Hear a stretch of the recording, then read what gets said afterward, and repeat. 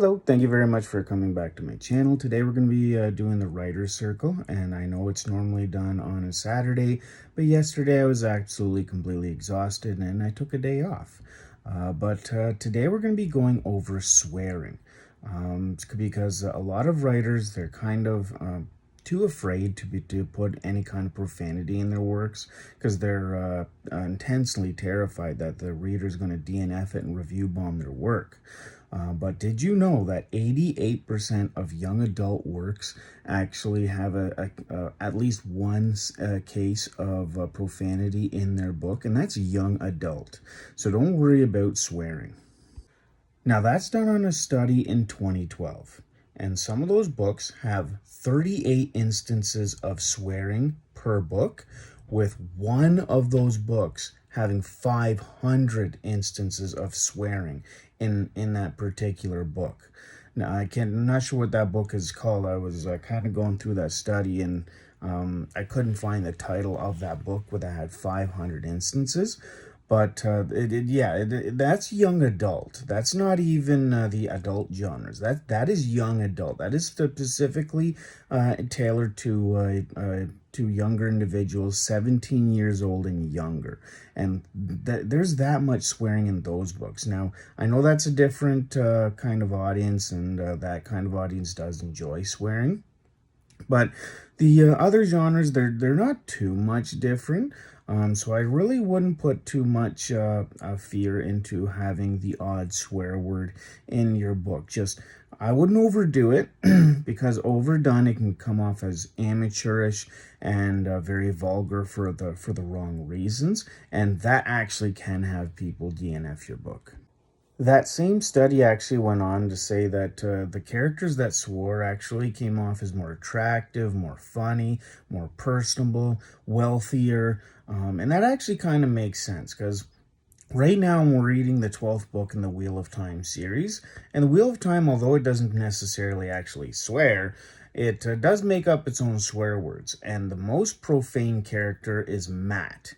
And Matt, when you look at the Wheel of Time fan base, Matt is one of the most popular characters in that whole series.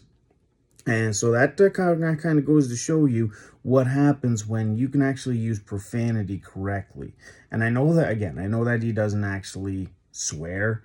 The actual series makes up its own swear words, which I particularly agree with fantasy, because I mean, when you go into a fantasy realm, it's kind of based off of medieval times, and medieval times didn't have the same swear words as we do now. Now, if you've noticed that I'm more tired, that's why I took a day off yesterday, but my work had to switch my schedule around, and every time I have my schedule switched around, I need to find a new routine where I can actually make this work. Writing my own book, creating YouTube content, reading books so that I constantly can create YouTube content, since my YouTube channel is based off of books. I also like to play video games, so I like to fit that in. I have 2 daughters, I need to fit them in. I have a wife, I need to fit her in.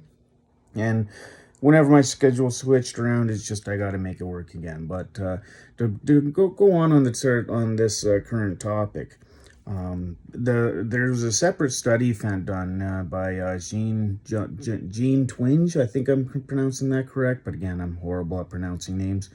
But they did a separate study, and found that the profanity that has been used from 1950s to modern day in books has significantly increased.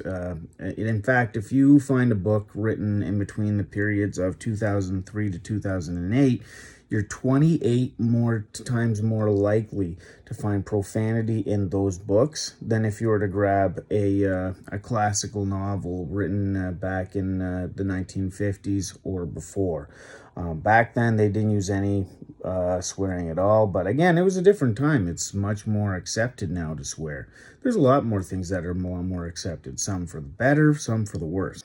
But you you parents out there that are writers that are listening, that are watching this video, just keep that in mind when it comes to young adult. There's actually more swearing in young adult books than in video games that are rated teen. Video games that are rated teen, something only like 34% actually have profanity in it. So just keep that in mind when your teenager or your kid is reading a young adult book. They're more than likely is swearing in that, as 88% of young adult books do have profanity in them.